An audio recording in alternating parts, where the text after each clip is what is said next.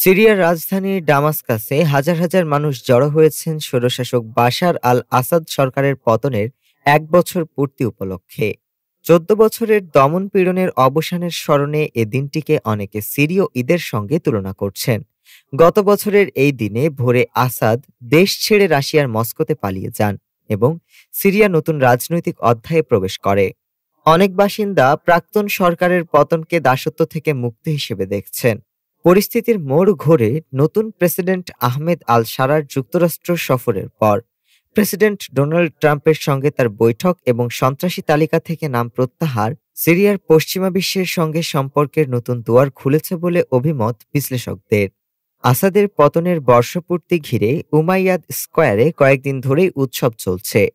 গাড়ির হর্ন, আতশবাজি ও উল্লাসে মুখর দামাস্কাস, যা সিরীয়দের নতুন আশার প্রতীক হয়ে উঠেছে। ডেস্ক রিপোর্ট, আজ বার্তা।